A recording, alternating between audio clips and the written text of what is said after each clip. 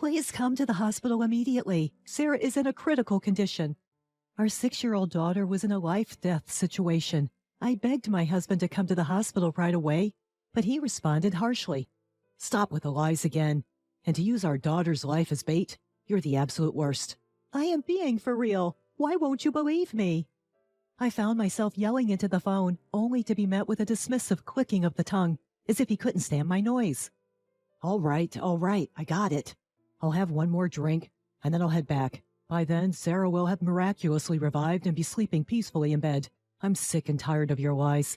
Don't call me again. Bye. Wait! Before I could stop him, he hung up. I collapsed in the hospital corridor, muttering weakly, Sarah. My name is Holly. I'm 31 years old. I married my husband John, who was 42, 6 years ago, and became a stay-at-home mom. I met John at work, where he was my boss. He was good at his job, handsome, and treated everyone equally, which is what I greatly admired about him. One day, I confessed my feelings to him, and we started dating. After dating for a while, about a year later, he proposed to me. I remember tears of joy flowing uncontrollably. Soon after our marriage, I discovered I was pregnant. We did it. We're going to raise our child with so much love and affection.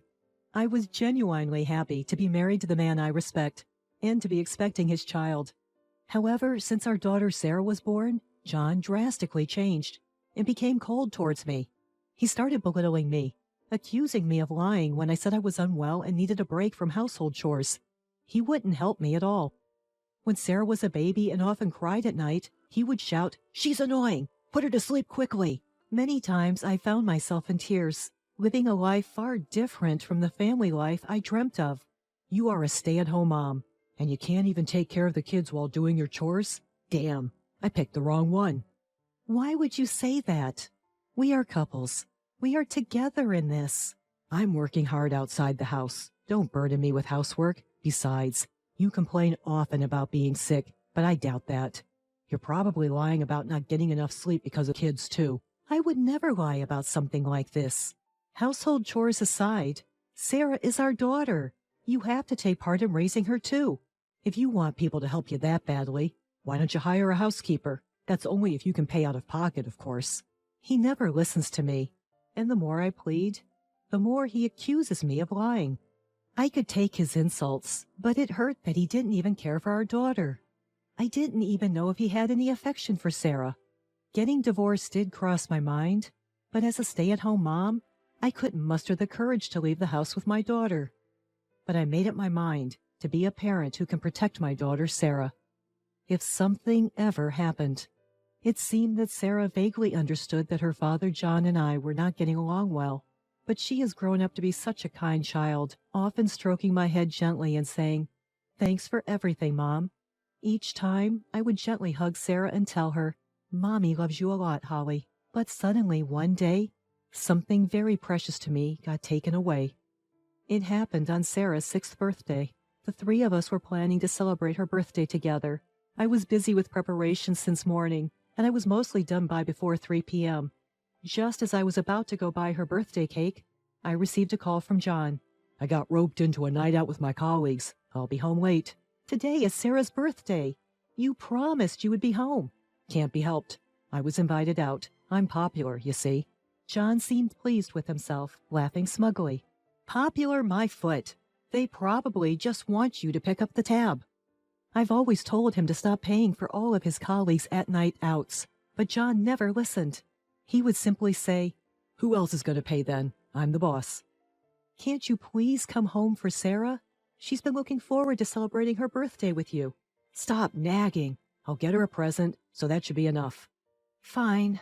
Whatever." I didn't wait for John's response. I hung up the phone with a loud click. Slamming down the receiver gave me a sense of relief. I shouldn't let this get to me. Today is all about Sarah. I need to keep smiling. I decided to head to the local bakery and bought a strawberry cake, Sarah's favorite. All that was left to do was wait for Sarah to come home. But Sarah didn't come home, even as the evening fell and the sun began to set. Perhaps she was playing with her friends and lost track of time. But she was too late. Just as I was considering whether to go look for her in the park or call the police, the phone rang. It was a call from the police. Holly had been in a traffic accident. What? Is Sarah all right? She's been taken to the hospital, but it seems she's still unconscious. We apologize for the delay in contacting you. It took some time to confirm her identity. I need to rush to the hospital now. I regretted not giving Sarah a note with my contact details, but there's no point crying over it now. I rushed to the hospital, my face as white as a sheet. Please, God, save her. But then I was told by a nurse that Sarah was in critical condition. I suddenly felt all the strength leave my body, and I sank to the floor. She'd gone to school just fine this morning. It wasn't supposed to be like this. I kept trying to convince myself that it was all a nightmare. However, the sound of the machines attached to my unconscious daughter brought me back to harsh reality. Oh, I need to call John, I muttered to myself as I walked out of the room to call my husband. What? It's you again? Don't call me while I'm out drinking. Sarah got in an accident and is being treated at the hospital. It might be serious. Get here now. But my husband's responded saying, Yeah, another one of your tall tales. You just love lying, don't you? I'm not lying. Please, come to the hospital right now. Sarah is in a critical condition. Don't make up such lies. Don't hold any grudge against me just because I didn't come home for her birthday. Man, you terrify me. Haha. Shut up and just come here now. Sarah she might not make it. Before I knew it, I was pleading to my husband through my tears. The fact that my husband called me a liar and wasn't showing any concern for our daughter, even at a time like this, filled me with sadness more than anger. All right, I got it. I'll have one more drink and then I'll head back. By then, Sarah will have miraculously revived and be sleeping peacefully in bed. I'm sick and tired of your lies. Don't call me again. Bye. Wait! Before I could stop him, he had hung up. In the hospital room, I sat wiping my endless tears, waiting for Sarah to wake up. But she never did. Her birthday became the day she left us forever. Why? Please open your eyes. No matter how much I called out to her, no matter how many times I touched Sarah's lifeless body, she never smiled back at me again. Sarah was such a good girl. She was a bit shy, but she was always thoughtful towards others, a caring girl, an angel. Why did she have to lose her life? Sarah! I broke down crying in the hospital, not caring about the people around me. In the end, my husband never came to the hospital that day. The day of the funeral was under a cloudy sky that seemed ready to burst into tears at any moment. John's colleagues and bosses also came to the funeral. I had met them before, but this isn't how I wanted to meet them again. Afterward, my fellow mom friends took turns talking to John and me, but it was clear they find it hard to approach me, who was barely able to stand. Every time someone spoke to John, he would pretend to cry dramatically, saying, I can't believe Sarah is gone, and then added, if my wife had called me sooner that day, I might have been able to see her while she was still alive. You're the one who accused me of lying and refused to come home. You're not even actually crying. John was seeking for everyone's empathy. At this point, I didn't even feel any anger towards him. All I wanted was to peacefully send Sarah off with all my heart. As the funeral was coming to an end, John whispered to me, Okay now, time to get divorced. You'll be free. Taken aback by his sudden words, I glared at him, biting my lip, but he quickly left to go smoke outside. Amid the whirlpool of emotions, as I continued to thank the attendees, a woman approached me. Holly, my deepest condolences. I never imagined something like this would happen. This woman was Kay, a colleague of John's and my closest friend from my office worker days. She came close and gently rubbed my shoulder. It was a moment where I felt, if only slightly, that my heart could rest since Holly passed away.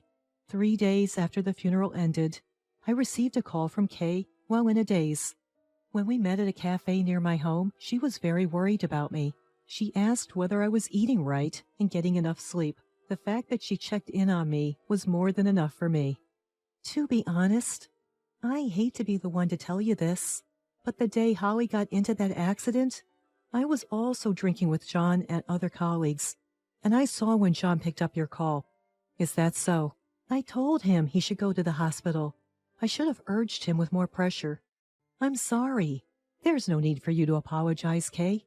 I know you told him to go to the hospital, and that's enough. Okay, I'm sorry. And I was really unsure about telling you this, but Kay slowly started telling me about John's recent behavior. She suspected that he might be having an affair with a young colleague named Lee at his workplace. Moreover, when everyone went home after drinking, it turned out he was alone with Lee. I hate to say it, but there have been rumors at the office about John and Lee. People are suspecting that they might be having an affair. I see. The fact that I was the only one unaware of this, being manipulated by John, filled me with anger. Kay, there's something I want to ask you. Yeah, you want to gather evidence of John's infidelity, right? I'll help. Kay, my best friend from my office worker days, already knew what I wanted to say. With Kay's assistance, I decided to gather evidence of my husband's affair at work. A week later, I got to learn more about John's affair from Kay. Apparently, John and his mistress were openly flirtatious at work, and they would frequently leave the office together after work and disappear into a hotel district. Kay had followed them and took photos and videos of them together. Kay, thank you for your all this. Holly, are you okay? If there's anything else I can help you with, don't hesitate to ask. I fought back the tears that threatened to spill at Kay's words of concern. Forcing a smile, that night, I presented my husband with a signed divorce paper. Let's get a divorce, please. Lucky me. I wanted to break up with you too. So I'm demanding $30,000 in compensation from both of you. What? That's too much just for a divorce. Gosh, you're all about money. I also know about your affair, and I have solid proof.